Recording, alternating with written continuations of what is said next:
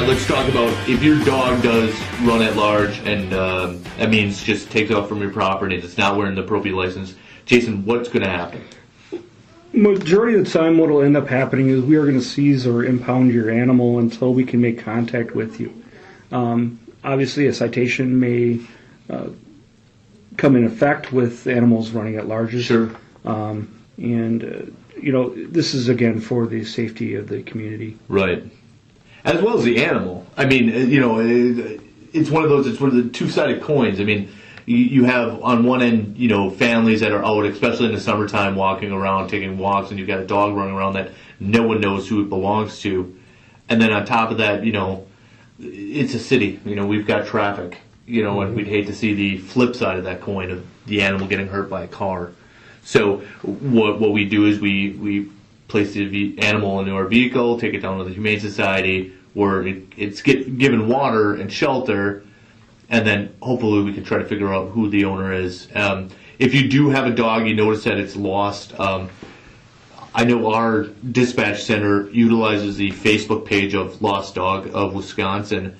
If you do know that your dog is at large and you don't know where it is, please list it on the Lost Dog of Wisconsin page on Facebook. Our dispatch utilizes that, and we, as officers, when we come into contact with an animal, that we'll give a description and where it was found, and they'll set a log in the police department. So if you're calling, don't just go, obviously go and look for your animal, but also contact the Sheboygan Police Department. Let them know that your animal is lost, because we do keep a log on that, and officers do keep an eye out. While sometimes dogs may not come to us when we call for it or whatever, we can at least give you an idea of where the animal is last seen. Well, the biggest thing, Matt, I think is license your animal. Right. And make sure your dog's wearing, or your animal's wearing its license if you're going to be, if this dog is used to going outside. Right, because we don't need the Humane Society to find out who animal, if it's licensed, we can find out where the dog belongs, and we can contact you or take it to your residence. Correct. The easiest remedy is to license your animal so we can make immediate contact with you. The fees don't apply for impounding of your animal, and after a period of time, your animal can be then the property of the Humane Society. It's not obtained in. Matt, the other thing I was thinking of is, while we're discussing this, is obtaining a microchip. Oh, right. Microchip in your animal that may also provide the ability for us to get a hold of you. Nice, most definitely. And those aren't expensive either. No, I'd say relatively inexpensive. Right. And if, again, your pet's like your family, if I could put one in my daughter, I would. Maybe not my son. Yeah. You can get those done when you're getting your dog neutered or spayed as well. Correct. There you go. All right, we're going to talk now about the worst case scenario, your cat or dog biting someone, be it family members, be it someone in the public. We just had an officer that got bit by a dog recently, that the officer was taken out for a while out of service. What's going to happen? Let's say Tim's new dog bites someone. Well, you need to obviously report it immediately, and an animal needs to be quarantined. Right. The quarantine would consist of the animal being seen by a vet 3 times, usually the first or second day, the last day, and one day in the middle by a veterinarian, to make sure it doesn't, that signs of rabies or distemper aren't being seen in that animal. And I think a lot of people get hung up on the term quarantine, thinking of needs to be locked up. Bird flu or something. The quarantine isn't that type of scenario, right? We're talking like. Correct. It's specifically designed. The majority of the time, we will quarantine your animal within your own home. Right.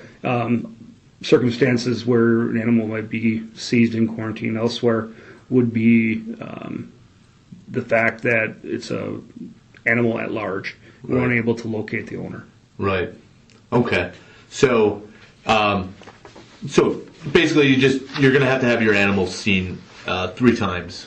Correct. To make sure it doesn't show any signs. And there's the police officers will go over a form with you and explain it to you a little more at length, and there is a time period where you have to have this completed by.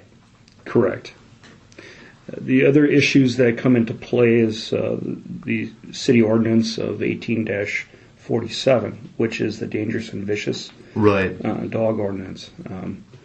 We can go into that if you'd like. Yeah, most definitely. Let's try touching on that. Sure. If an animal attacks off of its property, Right. can be deemed dangerous or vicious within the city of Sheboygan. Okay.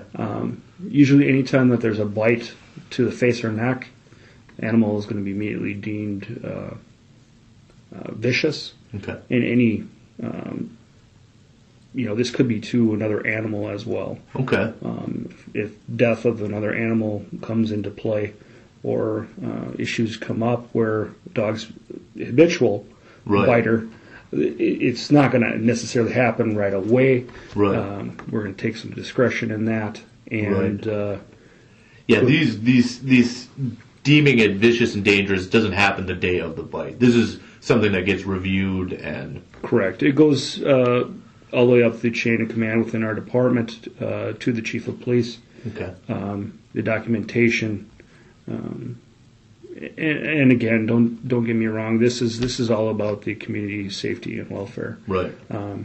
If it's a habitual problem, then we might address it by deeming it dangerous or vicious. Right, and not every dog bite is deemed dangerous and vicious. I think that's important to get out too. Correct. There are circumstances where it Yeah. doesn't fit the criteria. Well, you could just be playing in your backyard and your own dog happens to be playing with you and cracks your skin too. Right. I've seen it more often than not where the dog or animal bite is a result of just a family member itself that lives in the house playing around, goofing Correct. around with the animal that's not running out to attack somebody, just a matter of playing. Or Well, this would be obviously a little different. This is going to be off your own personal property, Right. or it's caused a major injury to Right. someone.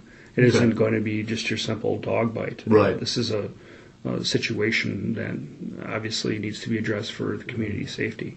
Guys, the other thing I was thinking of is, the fact that there's a state statute out there for any animal causing injury or damage. Right. The owner of an animal is going to be civilly liable for any injury or damages to property or the animal that it might have attacked or bitten or Right. anything like that. That's something that the owner needs to be able to control its animal to stop it from causing any of this damage.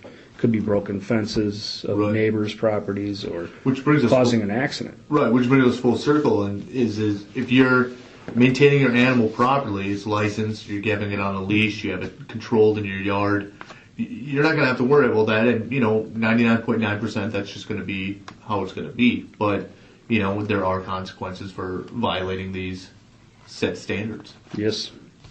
Well, Jason, I want to thank you for educating us a little more about the pet information for the Sheboygan, city of Sheboygan. Thanks for coming in. Sure. No problem. Anytime. Tim, thanks for sitting in as well. no problem. I love sitting here. Yes, thanks for your contributions. For more information, reference animal information for the city of Sheboygan, check out the City of Sheboygan website at www.ci.sheboygan.wi.us. To reference the municipal code, which is found under the quick links on the home page, which is Chapter 18, or the Wisconsin, wow, I didn't want to say that, the Wisconsin State Legislature. Wow, I am just all over the place. Let's go to their website at